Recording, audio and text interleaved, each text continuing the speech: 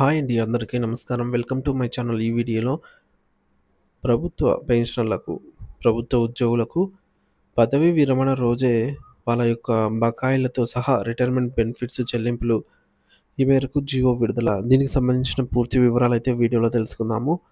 Video అయితే ఎక్కడ గాని స్కిప్ చేయకుండా ఎండ్ వరకు చూసేయండి. అప్పుడే ఇన్ఫర్మేషన్ పూర్తిగా అర్థమవుతుంది.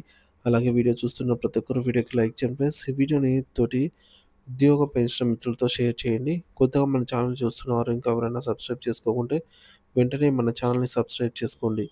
దీని ద్వారా నేను చేసే లేటెస్ట్ వీడియోస్ అన్నీ మీ వరకు రీచ్ అవుతాయి. ఇక ఆలస్యం చేయకుండా వివరాల్లోకైతే వెళ్ళిపోదాము.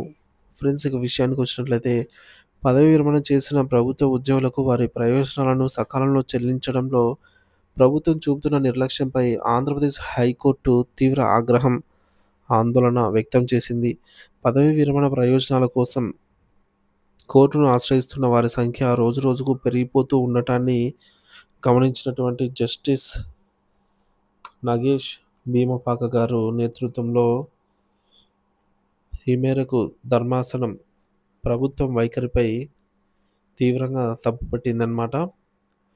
ఉద్యోగుల గ్రాట్యుటీ, పెన్షన్ ప్రయోజనాలు ప్రభుత్వం ఇస్తున్న దానం కాదు, అది వారి కష్టార్జితం. కారణాలు చెప్పడం మానేసి బకాయిలు వెంటనే చెల్లించండని ప్రభుత్వాన్ని ఘాటుగా ఆదేశించింది. ప్రజాధనంతో ఉచితాలు, ఖజానాపై భారం. విచారణ సందర్భంగా ప్రభుత్వ విధానాలపై జస్టిస్ నగేష్ భీమపాక కీలక వ్యాఖ్యలు చేశారు. ఏకపక్ష నిధుల మళ్లింపు, ఉచిత విద్యుత్తు, నీరు రవాణా, రుణమాఫీ వంటి పథకాల పేరుతో ప్రజాధనాన్ని ఏకపక్షంగా మళ్లిస్తున్నారు.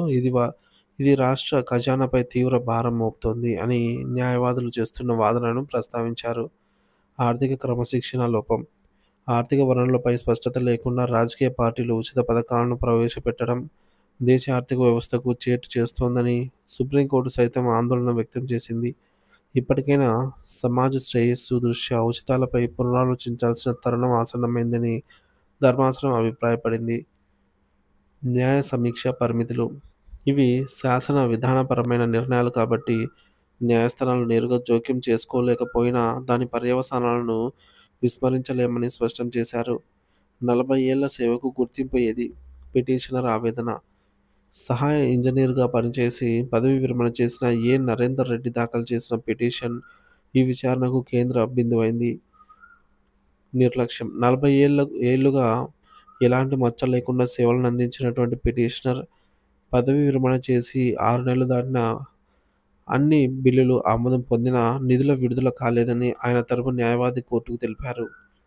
చట్టబద్ధమైన వడ్డీ, గ్రాట్యుటీ చెల్లింపు ప్రకారం చట్టంలో జాప్యం జరిగితే చెల్లింపుల్లో జాప్యం జరిగితే ప్రభుత్వం 10% వడ్డీ చెల్లించాల్సి ఉంటుందని సుప్రీంకోర్టు తీర్పును గుర్తు చేశారు. ప్రభుత్వ వాదన, నిధుల కొరత వల్లే జాప్యం జరిగింది. సీరియల్ నంబర్ నిధులు విడుదల చేస్తున్నాం. సీరియల్ నెంబర్ ప్రకారమే నిధులను విడుదల చేస్తున్నామని ప్రభుత్వ న్యాయవాది వాదించారు. కోర్టు తీర్పు ప్రభుత్వానికి స్పష్టమైన ఆదేశాలు. వాదనలు విన్న జస్టిస్ నగేష్ భీమపాక గారు ప్రభుత్వానికి స్పష్టమైన ఆదేశాలు జారీ చేస్తూ ఉద్యోగుల హక్కులపై కీలక వ్యాఖ్యలు చేశారు. ఉద్యోగుల కష్టార్జితం, ప్రభుత్వ ఉద్యోగులు తమ వ్యక్తిగత ఆనందాలను త్యాగం చేసి తమ సంపాదనను కుటుంబ భవిష్యత్తు కోసం పొదుపు చేస్తారు. ఆ సొమ్ము ప్రభుత్వ పథకాల్లోనే పెట్టుబడిగా పెడతారు. వారి అవసరానికి ఆ డబ్బు అందకపోతే ఎలా? ఈ వైఫల్యం రాష్ట్ర ఆర్థిక దుస్థితిని, ప్రజల విశ్వాసాన్ని దెబ్బతీస్తుంది అని అయితే అన్నారు. తక్షణ చెల్లింపు, పిటిషనర్ నరేందర్ రెడ్డికి రావాల్సిన పదవీ విరమణ ప్రయోజనాలను 2.5 నెలల్లోగా వడ్డీతో సహా చెల్లించాలి అని ఆదేశించింది హైకోర్టు. ఇది ఆందోళనకరం. ప్రతిరోజు ఇలాంటి పిటిషన్లు రావడం చూస్తుంటే పరిస్థితి ఆందోళనకరంగా అయితే ఉంది. ఈ విషయంలో వ్యాఖ్యలు చేయకుండా మమ్మల్ని మేము నియంత్రించుకోలేకపోతున్నామని ధర్మాసనం పేర్కొంది. హైకోర్టు చేసిన ఈ కీలక వ్యాఖ్యలు కేవలం ఒక ఉద్యోగి సమస్యకు పరిమితం కాకుండా రాష్ట్రంలోని లక్షలాది మంది ఉద్యోగులు, పెన్షనర్లు ఆవేదనకు ప్రతిరూపంగా అయితే నిలిచాయి. ప్రభుత్వాలు సంక్షేమ పథకాలను అమలు చేయటం అవసరమే అయినప్పటికీ దానికోసం తమకు డిమాండ్ చేసినటువంటి హక్కులను కాలరాయడం ఎంతవరకు సమంజసమని ఉద్యోగులు ప్రశ్నిస్తున్నారు. ఏ ప్రభుత్వంలో అయినా సరే ప్రభుత్వం కళ్ళు తెరిచి ఉద్యోగుల కష్టార్జితాన్ని సకాలంలో చెల్లించాలని వారు ఆశించుతున్నారు. సో, ఈ విధంగా ఉద్యోగుల సొమ్ము దాతృత్వం కాదు, వారి హక్కు.